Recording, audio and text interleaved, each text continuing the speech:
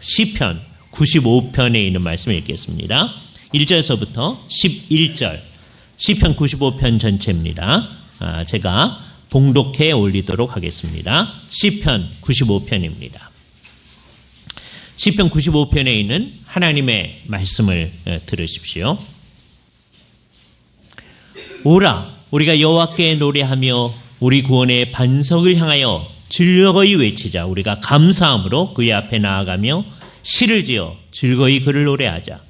여호와는 크신 하나님이시여 모든 신보다 크신 왕이시기 때문이로다. 땅의 깊은 곳이 그의 손안에 있으며 산들의 높은 곳도 그의 것이로다. 바다도 그의 것이라. 그가 만드셨고 육지도 그의 손이 지으셨도다. 오라, 우리가 굽혀 경배하며 우리를 지으신 여호와 앞에 무릎을 꿇자. 그는 우리의 하나님이시여 우리는 그의 기르시는 백성이며 그의 손이 돌보시는 양이기 때문이라. 너희가 오늘날 그의 음성을 듣거든 너희는 무리바에서와 같이 또 광야의 마사에서 지내던 날과 같이 너희 마음을 완악하게 하지 말지어다. 그때에 너희 조상들이 내가 행한 일을 보고서도 나를 시험하고 조사하였도다. 내가 40년 동안 그 세대로 말미암아 근심하여 이르기를 그들은 마음이 미혹된 백성이라 내 길을 알지 못한다 하였노라. 그러므로 내가 노하여 맹세하기를 그들은 내 안식에 들어오지 못하리라 하셨도다. 새 노래로 여호와께 노래하라. 온 땅이여 여호와께 노래할지어다. 주께서 이 말씀을 사용하셔서 우리에게 필요한 은혜를 베풀어 주시기를 원합니다. 십계명 말씀을 이제 생각할 시간이 되었습니다. 지난번에 좀 오래됐는데 우리 대요리 문답이 파악한 바에 의하면 십계명 말씀은 명령 이걸 해라 하는 말씀 속에 뭐뭐 하지 말아라 하는 것이 들어있다고 그랬어요. 그래서 이제 십계명의 한 조항 한 조항을 될 수 있는 대로 한 주는 뭐라고 하는 게 무엇인가. 그러니까 제1계명 너는 내 앞에 다른 신을 내게 두지 말지어다 그랬을 때 그것이 요구하는 게 무엇인가 하는 것을 한 주 생각하고 다음에 그 얘기 속에 담겨져 있는 하지 말라는 게 뭔가 하는 걸 그 다음 주에 생각하고 이렇게 이제 해 나갈 겁니다. 그게 그 대요리 문답이 파악하고 있는 방식이에요. 이게 흥미롭습니다. 그죠? 특별히 이 대요리 문답이 그 금하고 있는 것, 제1계명 속에 금해져 있는 거를 되게 길게 얘기를 하고 있어요. 그래서 그거를 다음 주에 한 번에 해 나갈지 어쩔지 잘 모르겠어요. 그 흥미롭습니다. 우리 같으면 그냥 한 번에 쫙 하고 말 것 같은데 17세기 우리의 선배들은 정말 깊이 있게 이 말씀을 생각을 해왔어요. 그죠? 그래서 오늘은 뭘 하느냐 하면 이 말씀 속에 있는 하라고 하시는 게 뭔가 하는 것들을 이제 찾아 나가는 거예요. 사실 이거는 성경 전체의 얘기를 요약하는 겁니다. 그래서 성경 자체도 그렇게 되어 있어요. 성경 자체도 예수님 맨 처음에 이스라엘 백성들한테도 하나님께서 어떻게 해야 되는가 하는 것을 요약을 해준 걸 있는데 나중에 예수님께서도 그 말씀을 가지고 요약을 해주셨어요. 그리고 우리가 주일 아침에 경배할 때 십계명을 이제 맨 마지막에 고백을 하고 우리가 이렇게 살겠습니다 다짐한 다음에 맨 마지막에 예수님께서 이것을 요약한 말씀을 갖다 놓잖아요. 그 예수님이 마태복음에서 요약하신 그 말씀대로 먼저 하나님을 모든 것을 다하여서 있는 모든 것을 다하여서 섬겨야 된다는 말씀을 앞에 놓고 예수님이 요약하신 말씀이에요. 그게 뭐냐? 신명기 6장에 있는 말씀을 그대로 가져와서 예수님이 하는 말씀입니다. 신명기 6장에 보면 예수님께서 그 말씀을 가져와서 얘기하는 거예요. 무슨 말씀이냐? 하나님께서 이스라엘에 들으라 우리 하나님 여호와는 오직 유일한 여호와시니 너는 마음을 다하고 뜻을 다하고 힘을 다하여 내 하나님 여호와를 사랑하라. 이게 제일 먼저 있는 거다. 그러니까 신명기 말씀을 그대로 가져오고 그 다음에 레위기에 있는 말씀 내 이웃을 내 몸과 같이 사랑하라는 말로 예수님이 요약하신 말씀. 그러니까 십계명 전체를 요약해서 이 두 가지로 하나님에 대해서 다음에 이웃에 대해서 어떻게 할 건가를 요약을 해주신 말씀으로 우리는 생각하는 거죠. 그러니까 구약 전체가 요약하고 있는 바를 예수님께서 또 요약해 주신 바를 가지고 우리들이 다시 한번 또 생각을 하는 거예요. 그렇죠? 이게 흥미롭습니다. 성경이 얘기해 주는 바, 성경 전체의 가르침의 토대로 놓는 바를 가지고 생각하는 거예요. 다시 한번 이 일이 어떻게 시작됐는지를 다시 한번 더듬어 보는 겁니다. 왜 이 계명이 우리에게 주어졌느냐? 아무 백성이나 시장에 있는 아무 백성이나 불러다가 내 앞에 다른 신을 내게 두지 마라. 그렇게 한 게 아니라 하나님께서는 어떤 위치에서 이것을 얘기하느냐? 구약의 용어로는 너를 애굽에서 종되었던 집에서 인도하여 낸 나 여호와니라는 얘기를 먼저 하는 거예요. 너를 구원하여 낸 자이다. 이것을 신학적 의미로 말하면 너희를 십자가의 피로써 너희의 모든 죄로부터 구원해 주신 분이 너희한테 이 얘기를 하는 거다. 그럼 거기 이제 뭐가 중간에 있는 거냐 하면 주께서 우리를 구원해 주셔서 감사한데 우리가 어떻게 했으면 좋겠습니까? 라고 우리가 질문하는 게 사실은 거기에 있는 거죠. 그러니까 주님이 하신 일이 먼저 있는 겁니다. 우리를 구원해 내신 일이 먼저 있고 그 다음에 우리의 질문이 있어요. 주님 구원해 주셔서 너무 감사한데 우리가 어떻게 살아야 합니까? 라고 질문할 때에 하나님께서 지금 앞으로 쭉 계명을 얘기해 주시는데 그중에 첫 계명이 뭐냐? 너는 나 외에는 다른 신들을 내게 있게 하지 말아라 하는 얘기를 해 주시는 거죠. 그죠? 여기에 벌써 인간의 죄가 어떤 것인지가 딱 전제되어 있습니다. 사람들은 이건 다음 주에 우리가 생각할 건데 다른 것들을 자꾸 하나님으로 만들려고 하는 성향을 지니고 있는 거예요. 그죠? 그게 얼마나 강한지 심지어는 성경을 설명하는 사람들 가운데서도 나중엔 정신이 나가서 이상한 얘기를 하는 사람도 있습니다. 성경의 표현이 어떻게 되냐. 너는 나 외에 다른 신들을 내게 있게 하지 말지어다. 그렇게 돼 있으니까 사람들이 오해하기를 봐라 성경에 다른 신들이 있다고 하지 않느냐. 이렇게 얘기하는 분들이 있어요. 그건 성경을 안 믿는 이제 사람들입니다. 그렇죠? 그래서 그 사람들은 어떻게 생각하느냐 하면 이제 이상한 이론을 만들어내는 거예요. 이스라엘 사람들이 이 세상 모든 사람들과 똑같이 신이 여럿이라고 생각하는 분위기 가운데 맨 처음에 있었었는데 나중에 이사야 또는 아모스 이런 사람들이 하나님이 한 분이다 라는 생각으로 발전해 나갔다는 거예요.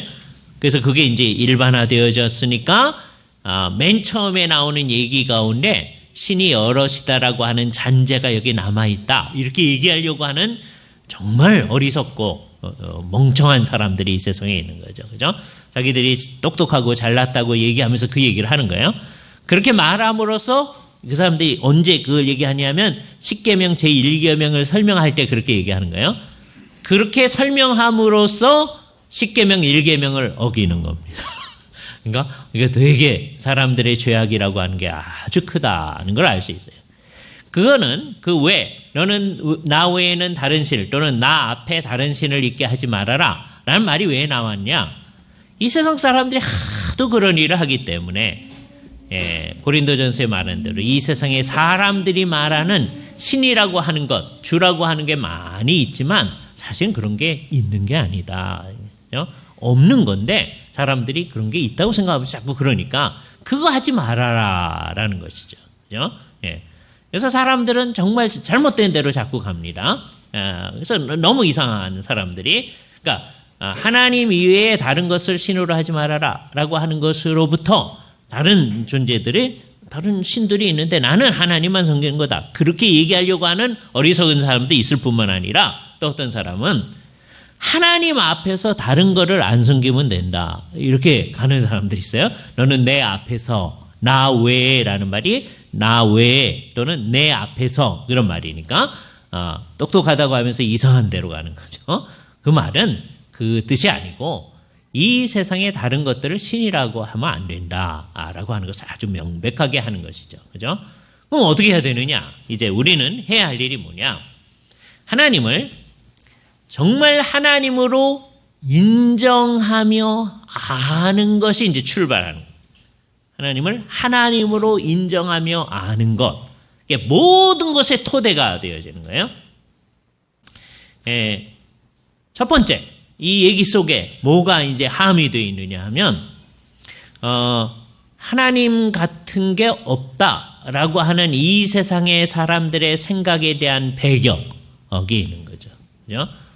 이 세상 사람들은 온갖 노력을 통해서 하나님이라는 존재가 없애버리려고 애랬습니다. 처음부터 그랬던 건 아니에요. 인간이요, 타락한 다음에도, 예를 들어서 가인 같은 경우에도요, 타락한 다음에 큰 죄를 향해서 나아가잖아요. 죄를 지은 다음에도 그 하나님하고 계속 얘기를 합니다. 계속해요. 예? 그러니까 맨 처음서부터 우리 의식 속에 하나님이 없다 이런 생각을 할 수가 없게끔 사람은 하나님하고 끊임없이 연결이 되어 있는 거예요. 그죠? 예. 그 누구도 하나님과의 관계성이라는 걸 벗어나도록 안 되어 있는 거예요.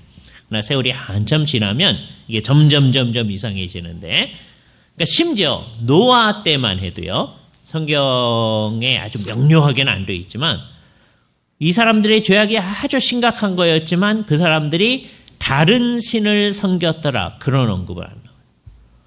그런 것으로 봐서 이제 이건 추론이긴 한데 아마 그때는 하나님을 잘 안 섬기는 게 문제고 하나님을 마음속에 잘 안 두는 게 문제였지, 하나님은 없다라든지 또는 다른 신을 섬기겠다 이런 마음이 없었던 거로 생각이 되어집니다. 그죠? 그러니까 노아 시대 때 그 홍수로 멸망당했던 그 대부분의 사람은요, 어떻게 생각하시면 되냐면, 우리 같은 사람들일 수 있다. 우리는 하나님이 안 계시다. 이런 생각은 전혀 안 할 거 아니겠어요. 그죠? 그러는 거예요. 그런데 하나님 앞에서 제대로 안 하죠. 하나님의 뜻대로 안 하죠. 그 죄악이 얼마나 큰가 하는 것을 노아의 홍수 사건이 얘기해 주는 거예요.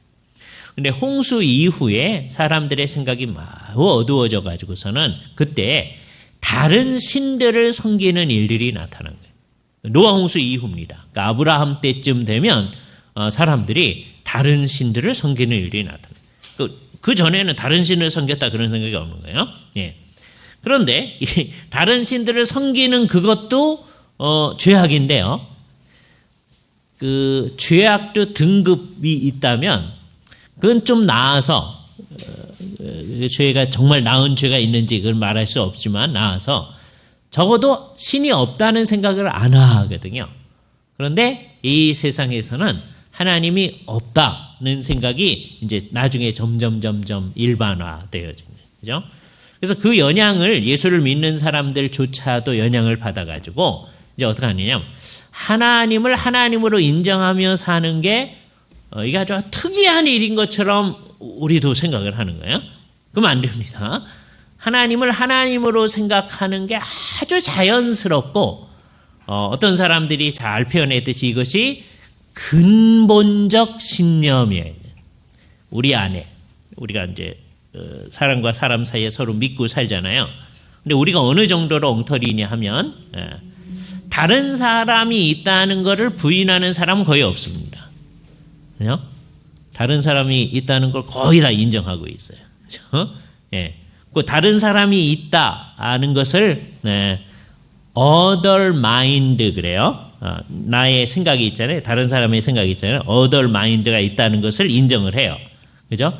그런데 그 인정하는 사람이 하나님이 계시다는 건 인정 안 하려고 막 하는 사람들이 있는 거예요. 그죠? 그러고 나면 이제 인간의 모든 문제가 생겨지는 겁니다. 그죠? 그러니까 가장 근본적으로는 하나님이 계시다. 그런 분이 계시다. 우리와는 근본적으로 다른 하나님이 계시다는 것을 인정하는 것이 이제 출발점이 되는 거죠. 그런데 그 하나님을 자기 마음대로 이제 타락한 사람이 이제 그 하나님이 없다고 생각하는 것도 자기 마음대로 생각하는 건데, 그 하나님이 어떤 분이신가에 대한 생각도 자기 마음대로 생각하게 됩니다. 그죠? 그 사람들 가운데 제일 그래도 머리가 똑똑한 사람이 이 문제와 관련해서 하나님 없이 제일 똑똑한 사람이 아리스토텔레스 같은 사람 같아요. 그렇죠? 왜 그러냐? 아리스토텔레스는요, 그 사람이 이제 소크라테스의 제자인 플라톤의 제자거든요. 그런데 그 소크라테스는 신들이 여럿 있다 이렇게 생각해요. 그 분위기 속에서 신들이 여럿 있다. 자기 안에도 자기가 이제 어떤 신의 인도함을 따라서 움직인다 이렇게 생각해요. 다이몬의 인도를 따라 움직인다. 그러나 여러 신들이 있다고 생각하는 거예요.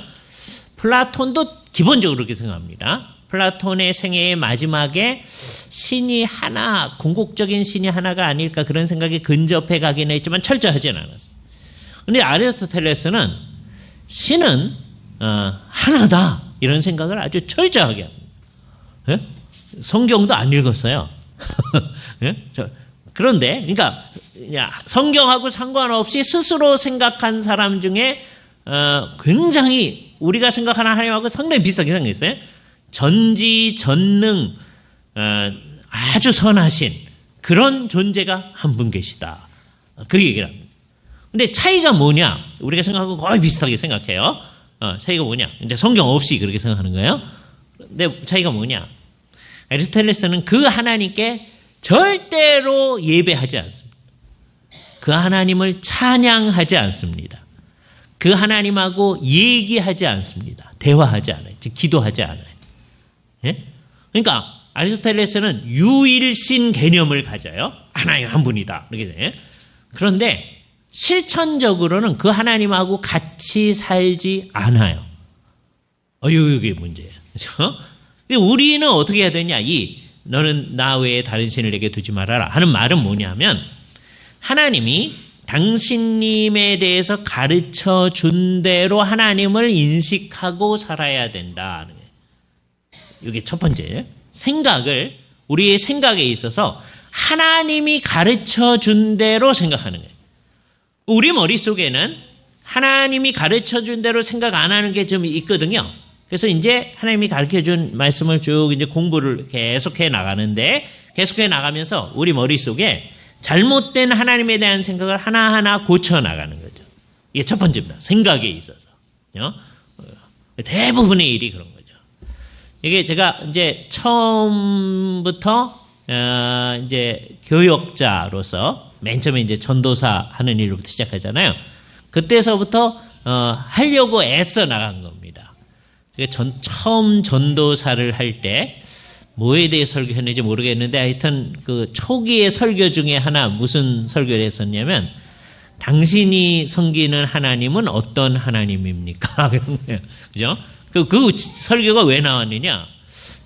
교회 공동체 안에서 이제 설교를 하는 건데 사람들이 다 하나님을 섬긴다고 하는데 성경이 말하는 하나님이 아닌 하나님을 머릿속에 생각하고 있는 사람들이 너무 많은 것 같은 거예요. 그죠? 그래서 사람들의 생각 가운데서 우리가 그렇게 성경적인 하나님이 아닌 생각을 가지고 있는 거 그건 하나님의 제1계명을 어기는 거다. 그래서는 안 될 거다. 구속함을 받은 사람이 첫 번째 할 일은 내 머릿속을 이제 살피는 거죠. 내 머릿속을 살펴서 성경이 말하는 하나님 관념이 아닌 관념은 자꾸 고쳐 나가는 일이에요. 우리 가운데서 누가 완벽하게 성경이 말하는 하나님 관념과 같은 관념을 내가 가지고 있다. 그럴 사람은 아무도 없죠. 그러나 우리가 정말 그런 관념을 가져나가는 대로 끊임없이 가는 거예요. 그래서 이 세상에 살면서 점점점 그런 역할을 해나가는 겁니다. 우리 하나님이 어떤 분인가 라고 하는 것을 내가 잘 생각을 하고 내 머릿속에서 잘못 생각하는 거. 이거는 그냥 내버려 두면 우리 스스로 그냥 마음대로 생각을 해나가는 거거든요. 그러니까 안 되니까 성경이 우리에게 가르쳐 주는 데를 통해서 하나하나 고쳐나가는 일을 해나가야 됩니다. 그죠? 조금 이따 요기로 다시 올 거예요. 우리의 생각을 성경이 말하는 대로 이제 간다. 그죠? 그런데 이 생각을 성경이 말하는 대로 하는 것으로 끝나면 그거는 하나님을 인정하는 게 아니다. 그죠? 하나님을 진짜로 인정한다고 하는 건 뭐냐? 이스라엘 백성들이 이제 모압 광야에 있을 때 모세도 얘기하는 거예요. 이스라엘아 들으라. 우리 하나님 여호와는 오직 하나인 또는 유일하신 여호와시니 한 분이라고 하는 걸 분명히 해주고 그 다음에 하는 말이 너는 마음을 다하고 뜻을 다하고 힘을 다하여 내 하나님 여호와를 사랑하라. 이렇게 얘기하는 거예요. 하나님이 한 분이십니다. 아리스토텔레스도 그렇게 생각해요. 그런데 하나님을 사랑하는 건 없어. 그럼 그거는 하나님과의 제대로 된 관계가 아니다. 그죠? 그러니까 우리가 하는 일은 이제 하나님에 대한 태도에 있어서나 생각에 있어서나 우리의 반응, 삶 전체에 있어서 그러니까 태도, 생각, 반응에 있어서 그 하나님이 계시해 주신 내용에 부합한 일이 일어나도록 하는 거죠. 그 일을 한마디로 얘기할 때 그 하나님을 사랑하는 거다라고 말할 수 있어요. 그죠? 근데 그 사랑하는 거는 뭐냐? 그냥 내 머릿속으로 사랑해요. 그런 것을 끝나는 게 아니고 그거는 뭐로 표현되어지냐면 우리가 하나님 앞에서 그를 경배하는 것으로 나타날 수밖에 없다라고 하는 것을 우리는 강조해야 될 겁니다. 그죠? 그래서 오늘 어디를 읽으면서 우리가 얘기를 시작했느냐면 시편 그 95편을 읽었잖아요. 왜 95편을 읽었느냐? 하나님에 대한 경배로부터 시작해요. 오라 우리가 굽혀 경배하며 우리를 지으신 여호와 앞에 무릎을 꿇자 그러잖아요. 하나님 앞에 정말 하나님을 인정하는 사람은 하나님을 경배하는 거다라고 하는 거예요. 그죠? 구약이니까 굽혀 경배한다라고 표현한 거예요. 하나님 앞에 무릎을 꿇어서 굽혀 경배하는 거예요. 땅바닥에 완전히 엎드려서 경배하기도 하고 하는 거예요. 신약 시대에는 예수님께서 이제 오셨을 때 그분 앞에 무릎을 꿇고 절하죠. 그죠? 예수님께서 부활하신 다음에도 여인들이 예수님 앞에 엎드려서 경배했다고 그랬어요. 그죠? 그런데 예수님께서 이제 하늘로 올라가시고 난 다음에는 예수님께서 물리적으로 이곳에 계시지 아니하시고 영적으로 계시기 때문에 우리는 될 수 있는 대로 이제 꼭 그렇게 하면 안 되는 건 아닌데 할 수도 있어요. 예를 들어서 신약 초기에도 무릎을 꿇고 경배한 적도 있습니다. 그러나 여기 이제 여러 가지 복잡한 문제가 있어서 중세를 거치면서 종교개혁하면서 우리는 신약 시대에 하나님께 경배할 때는 무릎을 굽히는 것을 없앴어요. 그래서 어떻게 하느냐? 영혼의 무릎을 굽힌다는 표현을 하는 거예요. 여러 번 얘기하지만 영혼은 무릎이 없어요. 비유적 표현입니다. 언제까지 그렇게 하느냐? 예수님이 다시 오실 때까지 그렇게 하는 거예요. 예수님이 다시 오시면 예수님의 물리적인 몸이 여기 계시니까 우리가 그 앞에 또 굽혀서 경배를 할 거예요. 그죠? 그때까지 예수님을 물리적으로 다시 만날 때까지 우리는 우리의 영혼의 무릎을 굽혀서 주님 앞에 경배하는 겁니다. 그죠? 경배하는데 이제 어떻게 경배하느냐라고 했을 때 제가 우리 17세기의 선배들을 따라서 22가지 방식을 얘기를 할게요. 이분들이 얼마나 이 생각을 했는지를 할 테니까 한번 들어보세요. 어떻게 그분을 경배하고 영화롭게 할 건가? 근데 첫 번째, 생각함으로. 두 번째는 묵상함으로. 우리 같았으면 이것을 같이 놓았을 것 같은데 생각하고 묵상하고 그 다음에 그를 기억함으로 그 다음에 네 번째는 그를 굉장히 높임으로 그 다음에는 그를 영화롭게 그에게 영예를 돌림으로 그 다음에 그를 찬양함으로 그를 선택함으로 그를 사랑함으로 그를 바람으로 디자이어링 그랬어요. 그죠? 그 다음에 그분을 경외함으로 두려워하는 거예요. 근데 사랑하는 마음이 드는 거예요. 벌써 여기입니다. 그 다음에 그를 믿음으로, 그 다음에 신뢰함으로, 그 다음에 그를 바람으로, 호핑 그랬어요. 그죠? 그 다음에는 다시 한번 똑같은 단어를 또 써요. 아까도 디자이어링 한다고 그랬잖아요. 원한다고 그랬잖아요. 또 썼어요. 이 말을 두 번 썼습니다. 그 다음에는 그를 기뻐함으로, 그를 즐거워하는 거예요. 리조이싱. 그죠? 그 다음에 그를 위해서 질투함으로, 이게 무슨 뜻인지 이따 다시 한번 가겠어요. 그를 위해서 질투함으로, 그 다음에 그의 이름을 부름으로, 그에게 모든 찬양과 감사를 돌림으로, 그 다음에 여기까지 이제 예배와 관련된 얘기를 했잖아요. 그 다음에는 그에게 모든 순종을 드리고 순복함으로 모든 걸 다해서, 그 다음에 그를 기쁘게 할 수 있는 것을 모든 일에 대해서 주의함으로, 아주 주의해서 그가 기쁘게 할 수 있는 일을 행함으로, 그런 뜻이죠. 그리고 맨 마지막에 두 가지를 했는데 하나는 좀 소극적이고 하나는 적극적으로 했어요. 우리가 그를 이렇게 그에게 대해서 잘못한 거에 대해서 굉장히 슬퍼함으로, 그죠? 그리고 맨 마지막에 겸손하게 그와 함께 행함으로, 즉 동행함으로 하나님을 예배하고 영화롭게 해야 합니다. 이렇게 얘기했어요. 22가지 내지 23가지를 쭉 얘기하는 거예요. 이것을 이제 요약을 해보면 이제 어떻게 하는 거냐. 아까 얘기하시기를 우리가 해야 할 첫 번째 일은 먼저는 머릿속에 하나님에 대한 정확한 관념을 가지려고, 그 말은 우리 예수를 열심히 믿어가는 사람에게 있어서는 내 머릿속에 있는 하나님에 대한 생각을 자꾸 고쳐가는 거예요. 성경에 따라서. 이게 제일 중요한 겁니다. 나중에도 다시 한번 얘기할 거예요. 그 일이 첫 번째예요. 그래서 매번 설교 시간에 또는 성경을 읽으면서 내가 하나님에 대해서 이렇게 생각하고 있었는데 이건 틀렸구나. 그래서 자꾸 고쳐야 되죠. 내 머릿속에 있는 그 관념이 성경이 있는 관념하고 똑같아질 때까지 고쳐나가는 거예요. 그러니까 이건 언제까지 고치는 거냐? 내가 죽을 때까지 계속 고치는 겁니다. 그러니까 우리는 좀 애매한 거죠. 우리가 하나님에 대해서 정확한 관념을 지닌 사람들이에요.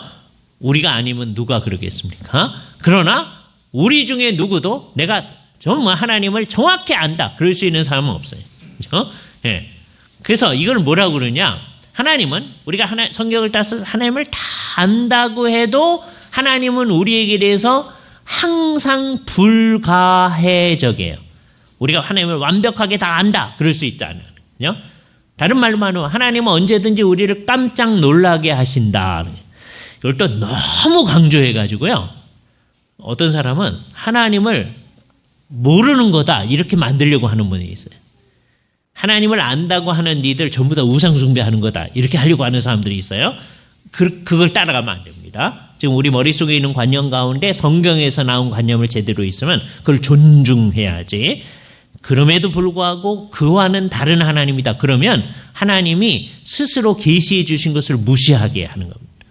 현대에는 자꾸 그쪽으로 이끌어가는 분들이 있어요. 그래서 그 사람들한테 속으면 안 됩니다. 우리 머릿속에 있는 하나님에 대한 제대로 된 관념을 가지고 있으면서 이것을 점점점 성경적으로 만들어가는 일에 이제 힘을 써야 돼요. 그런데 이것이 진짜이면은 다음 두 가지가 나타나야 되는데, 우리가 얘기한 대로 하나님 앞에 경배하는 일이 잘 나타나야 돼요. 그러니까 하나님을 알아나가는데 별로 예배하는 일에 관심이 없어진다. 그거 귀찮다고 생각해요. 그거는 이제 가짜다. 그죠? 하나님을 감사하고 찬양하고 경배하고 하는 일이 우리 속에서 나타나는 일, 이게 우리 속에서 아주 명백하게 나타나야 돼요. 그죠? 그래서 성경에서는 이거를 우리한테 지금 강조합니다. 그죠? 그 다음에는 뭘 얘기하느냐? 그분을 섬겨 나아가는 일이에요. 그죠? 제가 로마서 12장 11절 읽어드릴 테니까 한번 들어보세요. 짧은 구절이에요.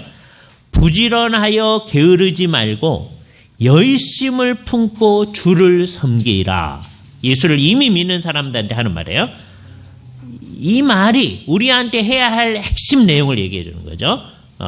머릿속에서 이제 하나님에 대한 관념을 제대로 가지면 하나님을 경배할 뿐만 아니라 그 다음에는 정말 부지런해서 게으르지 말고 주님을 섬겨나가는 거예요. 우리의 삶 전체로 주님의 삶을 섬겨나가는 거예요.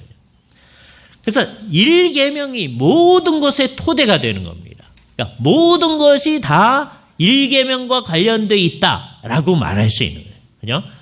그러니까 우리의 행하는 모든 게 하나님과 관련되어 있지 않다면, 하나님을 섬기는 것과 관련되어 있지 않다면 우리는 어떤 사람이냐? 매우 비종교적인 사람이다 라고 생각해요. 그러니까 우리에게 있어서 이제 종교란 말은 이제 어떻게 나타나느냐? 삶을 구성하는 여러 요소들 가운데 한 요소가 종교가 아니고, 우리에게는 뭐냐? 삶 전체가 가운데 하나님과의 관계라고 하는 게 딱 있어야 돼요. 그 하나님과의 관계, 우리와 하나님과의 관계 안에 하나님이 계시죠. 그러니까 하나님이 모든 것 가운데 계시고 우리는 그 하나님과 관계해 나가는 게 그게 종교예요. 그 종교로부터 우리의 삶이라는 게 있는 거예요. 그렇지 않은 사람은 이게 잘못된 거다. 그러니까 우리의 삶의 모든 것은 다 하나님 관계에 의해서 결정되어져야 된다. 그러니까 모든 게 다 하나님을 섬기는 거예요. 그죠? 예를 들어서 가서 밥하고 빨래하고 하는 그 일이 뭐와 관련돼야 돼요? 하나님을 섬기는 것과 관련돼야 돼요. 그죠? 밥을 먹는 것도 하나님을 섬기는 것과 관련되어 있어요. 그러니까 그렇지 않은 게 하나라도 있으면 안 된다. 모든 게. 그러니까 1계명과 모든 게 다 연결돼요. 그렇죠? 그러니까 이런 관념이 우리에게서 사라져야 됩니다. 우리의 삶 가운데 여러 측면이 있는데 그중 한 측면이 종교적 측면이다. 이런 거. 이게 잘못된 거예요. 그죠? 이 세상 사람 그렇게 말하기를 좋아하죠.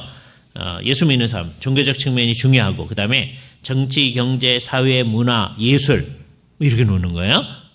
이 세상 사람들은 정치, 경제, 사회, 문화, 예술 그다음에 문화 가운데 한 측면이 종교 뭐 이렇게 넣으려고 그러는 거죠. 예, 그것도 있어서 우리를 온전하게 한다. 그런 게 아니고 우리는 모든 거를 하나님 관계에 의해서 모든 것을 다 하게 되어진다. 그러니까 모든 게 다 뭐 하는 거예요? 하나님을 섬기는 거예요. 밥하고 빨래하고 뭐 하는 게 전부 다 하나님 섬기는 것과 연관이 있어져야 된다. 그렇지 않을 때 우리는 비종교적이다. 그러니까 어떤 사람이 제일 웃기는 사람이냐 하면 그 소위 좁은 의미의 종교적인 것에 몰두하는 거예요. 그거에 몰두해서 다른 측면을 무시하는 사람들. 교회 공동체에 있는 사람들 가운데 가끔가다 그런 사람이 있을 수 있어요. 그리고 많을 수도 있습니다. 한동안 한국교회는 그런 것을 추구해 왔기 때문에 더 그럴 수도 있어요. 우리는 다른 건 신경 안 쓰고 다른 건 우리 관심 영역 아니니까 안 쓰고 우리는 하나님하고의 관계 내가 하나님께 예배하고 그것만 신경 쓴다 이렇게 생각하는 거예요. 그거는 지금 이 오늘 얘기한 바에 의하면 어떻게 되느냐 굉장히 종교적인 사람처럼 보이잖아요.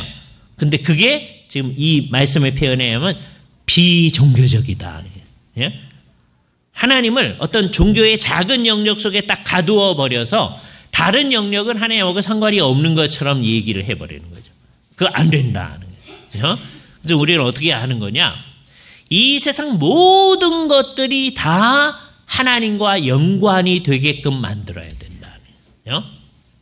이거를 유행시킨 모토가 하나 있어요. 그죠? 미국에 있는 어떤 교수님이 이걸 자기의 삶 전체를 가지고서 유행을 시켰어요. 근데 이게 또 오해될 수가 있습니다. 어떻게 했냐면, life is religion. 그런 거예요. 삶 전체가 종교다. 삶 전체가 종교다. 근데 이게 우선 오해에서부터 극복을 해봅시다. 그랬더니 어떤 사람, 그렇죠. 내가 사는 게 종교예요. 그러니까 따로 이렇게 주일날 모여가지고 예배하고 그런 종교적 행위 안 해도 나는 다 하나님과 같이 사는 거예요. 그건 딱 듣자마자 잘못됐다는 게 딱 직감이 드시죠. 그렇죠? 이 세상에 그런 사람도 있습니다. 그러니까 제대로 된 방향으로 가다가 전체를 망가뜨리는 거예요. 그렇죠? 우린 그쪽으로 가면 안 됩니다. 삶 전체가 종교예요. 옳아요. 그러나 하나님과의 독특한 관계라고 하는 것은 언제든지 따로 있어야 된다는 거예요. 심지어 이건 잘 모르는 거예요. 하나님 나라가 극치에 도달한 그 상황에서도 그때는 정말 모든 날들이 다 주의 날입니다. 그때는 주일날이 특별하고 그러지 않은 거예요. 그런데도 그때도 하나님께 예배하는 게 있을 거예요. 그때 예배를 어떻게 하는지 우리는 몰라요. 분명한 거는 그때 뭐 목사님이 계시고 그러진 않을 겁니다. 그런데 그때도 예배라는 행위가 있어요. 삶 전체가 하나님을 예배하는 것일 거예요. 그런데도 독특한 예배라는 게 있어요. 그러니까 나중에 하나님 나라 극치 상태에서도 불변하는 게 있는데 하나님과 우리는 그때는 죄의 문제를 다 극복하고 굉장히 영적인 존재가 되는 거예요. 우리가 지금 이 세상에서 그렇게 되기를 원하는 영적인 존재 이상의 존재가 돼요. 우리가 전혀 죄악과는 상관없는 존재가 됩니다. 그래도 하나님과 우리는 굉장히 다른 존재예요. 그럼 누군가가 무한한 질적인 차이 그런 표현을 썼어요. 그거 우리도 사용할 수 있어요. 하나님과 우리 사이에 무한한 질적인 차이는 항상 있는 거다. 그것처럼 그때에도 우리의 삶 전체가 하나님과 관련된 거지만 하나님께 대한 독특한 관계, 예배라고 하는 게 따로 있을 수 있는 것처럼 우리는 삶 전체가 예배예요. 그걸 분명히 해야 돼요. 삶 전체가 종교예요. 그걸 분명히 해야 돼요. 그러나 좁은 의미의 종교라고 하는 어떤 독특한 하나님께 예배하는 행위를 우리는 무시하지 않을 거다. 그래서 이제 어떻게 되냐? 이제 정상적이 되면 삶 전체를 정말 하나님과 제대로 관련시키는 사람일수록 예배를 제대로 하게 돼요. 그럼 이 바른 관념에 의하면 두 가지가 가짜입니다. 첫 번째는 예배는 열심히 하는데 사는 건 하나님과 상관없다. 한국의 전통적인 예수 믿는 사람들 그래요. 그래서 이거를 잘 비꼬는 게 뭐였어요? 80년대에 그 영화 안성기 씨가 그 형사로 나온 그 영화 있었죠. 투 캅스 같은 거. 그렇죠? 수요일 날인데도 이 사람 자기 동료들이 회식하러 가자니까 안 된대요. 수요일 날 예배당 가는 거예요. 네? 수요일 날인데도 어떻게 하느냐?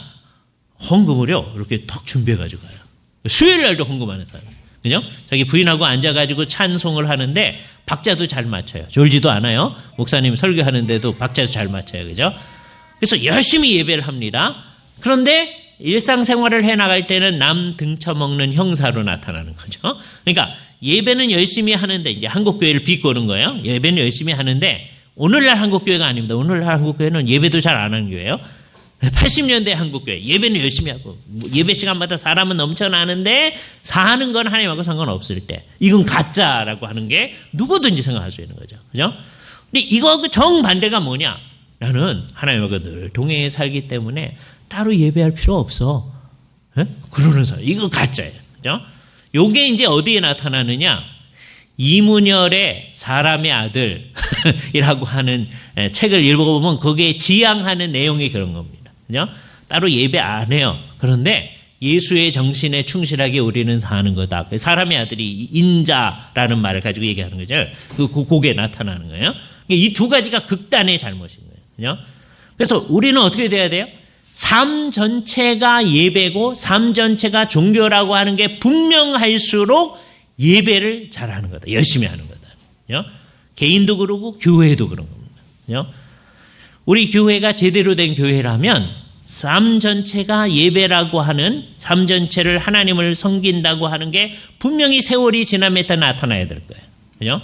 여러분들이 이 예배를 마친 다음에 이제 일주일 동안 살 때는 하나님하고 상관없이 산다. 그럼 우리는 있으나 없는 교회입니다.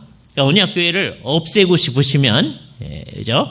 그러니까 실질적으로 없애고 싶으시면 어떻게 하시면 되냐? 예배 시간에 열심히 하시고요. 수요일까지 열심히 나오고, 그 다음에 살 때는 하나님하고 상관없이 그냥 사시면 돼요.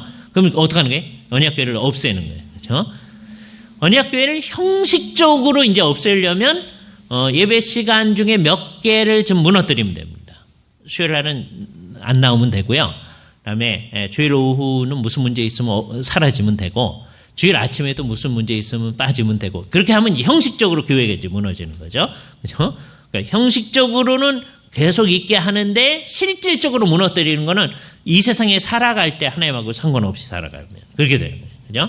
그래서 그렇게 되면 안 되고 우리는 정말 의식을 다해가지고 모든 것을 다 하나님과 관련시켜서 살아가려고 노력을 해 나가는 것이 나타나야 내 앞에 다른 신을 내게 있게 안 하는 거예요. 이게 제일 중요해요. 그죠? 그래서 결과적으로 보면 하나님께 정말 예배하는 일에 힘쓰게 되어진다. 공적인 예배 그리고 각 가정에서의 사적인 예배에 점점점 힘을 쓰게 되는 거죠. 그죠? 그래서 사적인 예배를 조금씩 부활시켜야 됩니다. 그렇죠? 이걸 노력을 하셔야 돼요. 예. 되게 언제는 사적인 예배 하시죠? 되게 가족들이 다 같이 모였을 때 명절 같은 때 사적인 예배 하잖아요. 그렇죠? 그때 하는 거를 좀 부활을 시켜서 매일 소위 가정 전체가 하나님 앞에서 예배하고 기도하는 시간을 갖는 거, 그게 중요한 거예요. 그런 것들이 점점점 있어지는 거예요. 그런데 그것만 하나님 앞에서 하고 나머지 일을 하나님과 연결시키지 않으면 말짱 도루묵이고 모든 것이 하나님과 이제 관련되어져야 한다는 거죠. 이게 이제 첫 번째 일입니다. 그래서 우리의 삶 전체가 하나님과 관련되어서 살아가는 일이 있을 때 우리는 제대로 일을 하는 거다. 그죠? 이거를 위해서 몇 구절을 제가 이제 읽어드릴게요. 뭐라고 얘기하느냐 하면 이것을 요약하는 말이 야고보서 4장에서 7절. 그런즉 너희는 하나님께 복종할지어다. 삶 전체에 있어서. 이게 그냥 몇몇 어떤 성경 구절을 중요시하고 그런 게 아니고 아까 부지런하여 게으르지 말고 영심을 품고 주를 섬기라 하는 게 바로 그런 거예요. 항상 하나님께 복종하는 거죠. 그죠? 그렇게 하는 거예요. 그죠? 그렇게 주님의 뜻을 이제 이렇게 하는 것들이 뭐 하는 거냐? 이사야 43장에 얘기한 대로 너희가 나를 알고 믿으며 내가 그인 줄 깨닫게 하려 함이니라. 나의 전에 지음을 받은 신이 없었느니라. 나의 후에도 없느니라. 나 외에는 없다. 이사야서가 그 얘기하잖아요. 그래서 어떤 사람들은 이때 처음으로 하나님이 하나다 이런 생각이 나왔다고 할 정도 이걸 강조하는 거예요. 그러나 오해하면 안 됩니다. 그렇죠? 예, 이거는 이때 처음으로 나온 게 아니라 처음부터 얘기하는 거예요. 그죠? 너희 중에 다른 신이 없었다. 있지 않기 때문이다. 그죠? 이것으로부터 이제 어떻게 되느냐? 우리 머릿속에서 이제 점점점 삼위일체 하나님에 대한 인식이 점점점 명료해져 가는 거예요. 맨 처음에 이제 하나님이 한 분이시다. 이게 분명해지고 그런데 아버지 하나님이 하나님이시고 아들 하나님 예수님이 하나님이시고 성령 하나님이 하나님이시고 그런데 하나님이 세 분이 아니고 삼위일체로 계시는 그분이시다. 그분하고 우리가 늘 관련해서 살아간다. 매일매일을. 그게 우리 속에서 아주 명백해지는 거죠. 그래서 그게 우리 예배 가운데서도 분명해지고 내가 일상생활을 해나갈 때에도 그게 분명해졌을 때 나는 삼위일체 하나님하고 같이 살아나가는 것이 점점점 분명해졌을 때 우리는 뭐 하는 거예요? 다른 신들을 내 앞에 있게 하지 아니하는 겁니다. 이 시대에 사는데도 지금 유대인들과 이슬람 교도들이 그렇게 생각하는데 하나님은 한 분이시다. 그 말씀 믿어요. 그러나 예수님이 하나님이라고 생각하지도 아니하고 성령님이 하나님이라고 생각하지도 않아요. 이때 우리가 주의해야 됩니다. 그 사람들은 하나님이 한 분이라고 생각하고 그분한테 복속하려고 합니다. 이슬람 교도들을 무슬림이라고 하거든요. 무슬림이 복속하는 자, 순복하는 자라는 거예요. 예? 하나님께 순복한다. 예? 자기들이 존재 전체를 다해서. 근데 뭘 안 하느냐? 그분들이 가장 큰 문제는 뭐예요? 하나님이 내신 계시대로 자기의 관념을 고칠 생각을 전혀 하지 않는 거예요. 그래서 늘 그분들이 하는 말, 하나님한테 무슨 아들이 있느냐? 예? 유대인들도 지금까지 얘기하는 거고 이슬람 교도들도 하는 거예요. 예? 너희 이상하게 하나님 믿는다 하는 거예요. 그런데 하나님의 계시가 그렇기 때문에 우리는 우리의 생각을 성경이 말하는 생각에 따라서 고쳐나가는 거죠. 그래서 우리는 매일매일의 삶에 있어서 그 삼위일체 하나님, 성부, 성자, 성령 하나님하고 의식적으로 연관해 사는 거죠. 그래서 우리가 예배 시간에 찬송을 할 때 찬송 가운데 그 성부, 성자, 성령이 아주 명백하게 표현되어진 찬송들을 많이 하려고 노력하는 거예요. 옛날 찬송들이 좀 그렇잖아요. 근데 오늘날 나타나는 찬송들은 이거는 물론 전제는 그 삼위일체 하나님 말고 전제를 하고 합니다. 그런데 나중에 한참 지나서 그런 찬송만 우리 애들이 계속 하려고 했을 때 어떻게 되느냐? 그 하나님이요. 꼭 삼위일체가 아니어도 하나님은 나 사랑하며 살아요. 이렇게 될 수 있어요. 이거 위험해지는 겁니다. 그렇죠?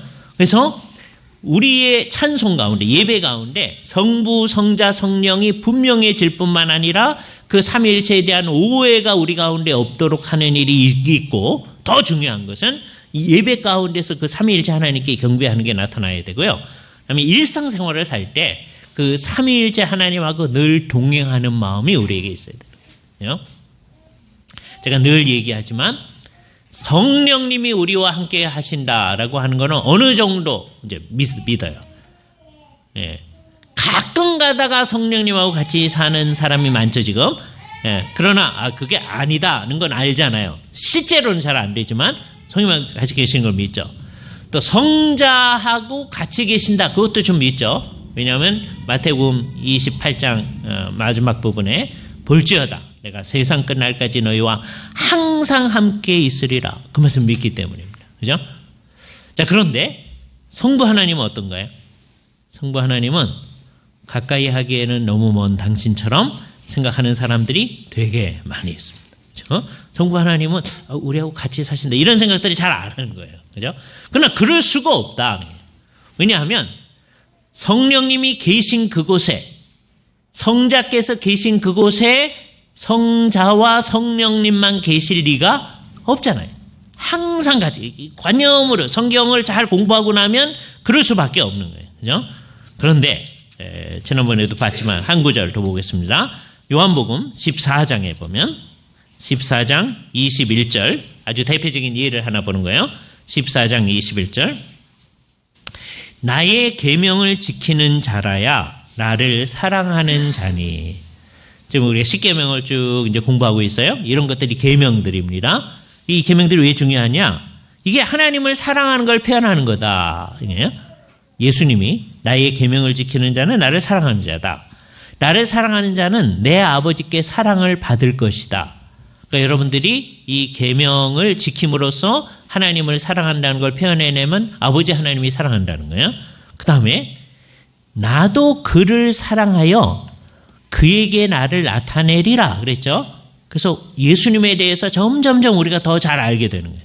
그뿐만 아니라 23절 사람이 나를 사랑하면 내 말을 지키리니 내 아버지께서 그를 사랑하실 것이요. 그 다음에 하는 말이 우리가 그에게 가서 그 우리가는 문맥상 누군가요? 예수님 자신과 아버지 하나님이죠. 그러니까 성부와 성자죠. 그리고 함의상 성부, 성자, 성령이에요. 이 문맥에서는 성부와 성자인데 우리가 그에게 가서 거처를 그와 함께 하리라 그랬잖아요. 그러니까 우리가 이 세상에서 살아갈 때 누구랑 같이 사는 거예요? 성부, 성자, 성령하고 같이 사시는 거예요. 그러니까 여러분 이따가 돌아가실 때 여기다가 성부, 성자, 성령을 반납하고 가시면 안 되는 거예요. 예? 그럼 진짜 그리스도인이 아니에요. 성부, 성자, 성령하고 늘 같이 가는 거예요. 이걸 한 번도 잊어버리지 말고 살아야 됩니다. 여기 우리의 문제가 다 우리의 문제가 있어요. 우리 가운데 이걸 한 번도 안 잊어버린 사람 아무도 없어요. 자, 이거에 대해서 서로 위로하면 안 됩니다. 그러시죠? 저도 그랬어요. 한 주간 동안 살면서 주님 몇 번 생각나서 이러시면 안 돼요. 그렇죠? 우리 애들 가운데 처음 내가 성령님이 나하고 함께 있음을 느꼈어요. 그러면 우리가 막 칭찬해줘요. 근데 걔가 어른이 돼서도 나 한 번만 느꼈어요. 이번 주간은 못 느꼈고요. 다음 주간에 한번 느껴볼래요. 이러면 우리 걱정하잖아요. 예? 우리 어때야 되죠? 우리 한 번도 이걸 잊어버리지 말고 같이 살아야 돼요. 그러니까 우리가 살 때 누구랑 같이 사는 거예요? 성부, 성자, 성령, 삼위일체 하나님하고 같이 사는 거예요.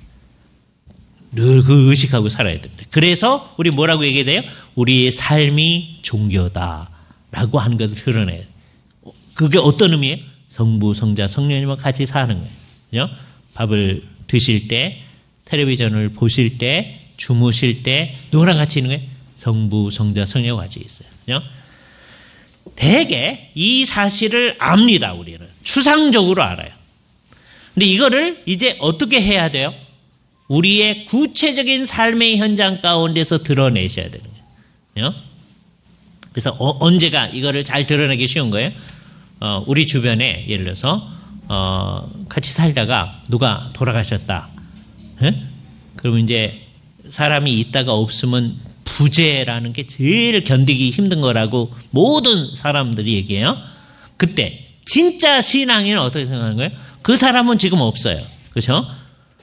그래서 그게 좀 답답하니까 자꾸만 그 하늘에 계신 그 사람하고 같이 얘기를 하려고 하시는 분들이 있어요. 그러면 안 돼요. 그 사람 없어요. 그런데 우리하고 그 상황에서도 같이 계시는 분이 계세요. 누가 계세요? 성부, 성자, 성령, 삼위일체 하나님이 계세요. 그죠? 그래서 하나님이 계시기 때문에 내가 견딜 수 있습니다. 그리고 어떤 의미에서는 하나님이 함께 계시는 게 우리의 모든 것의 근원이었거든요. 그래서 똑같은 거예요. 그럴 수 있어야 된다. 그러니까 하나님을 실질적으로 만홀히 여기시면 안 됩니다. 예? 그런 상황을 한번 생각해 보세요. 내가 막 이제 그런 부재의 상황 가운데서 하나님이 함께 계시면 내가 알아요. 그래도 지금 이 부재는 내가 도저히 견딜 수 없는데요. 그러면 하나님이 그러시진 않으셔요. 위로를 해주셔요. 그러나 하나님이 인간 같았으면 어때요? 그럼 난 뭐냐? 예? 내가 같이 있는 거는 별 도움이 안 되냐? 예? 그러니까 우리가 어떻게 하는 거예요? 하나님을 되게 업신여겨요. 하나님은 우리한테서 푸대접 받고 살으세요. 그래도 우리가 이렇게 건실하게 있는 거는 하나님이 사람이 아니시기 때문에. 만약 하나님이 사람이셨으면요, 하나님 벌써 화내시고, 그러셨을 거예요. 그거를, 그렇잖아요. 하나님 그냥 계속 참으세요. 이런 태도가 있어서는 안 되는 거죠. 그죠? 하나님이 우리와 함께 하심을 생각하면서 우리가 하나님과 같이 사는 삶을 계속해 나가는 거예요. 그게 어떻게 하는 거예요? 내 앞에 다른 신을 내게 있게 하라는 거예요. 그죠? 다음 주 오후에는 뭐 하는 거예요? 그 다른 신을 내게 있게 하는 것을 하지 말라고 하는 게 뭔가? 거기로 다음 주에는 가겠습니다. 같이 기도하시죠. 거룩하신 주님, 내 앞에 다른 신을 내게 있게 하지 말라고 명령하신 주님, 그것이 하나님을 위하여 명령하신 것이 아니고 우리를 위하여 명령하신 것임을 우리가 알게 되옵니다. 하나님하고 함께 있어야 우리가 진정으로 사람다운 삶을 살 수 있고, 하나님하고 함께 있어야 진정 우리의 삶의 궁극적 목표가 이루어지며, 하나님과 함께 있어야 진정한 행복이 있음을 우리고 알게끔 하기 위하여서 주께 주신 이 말씀을 우리가 깊이 생각하며 세월이 지날수록 이 사실이 우리 속에서 더욱더 명료해져서 우리의 태도에 있어서나 하나님에 대한 관념에 있어서나 하나님의 말씀에 대한 반응에 있어서 언제나 바른 것이 우리 가운데 나타나도록 주께서 우리를 인도하여 주시옵소서.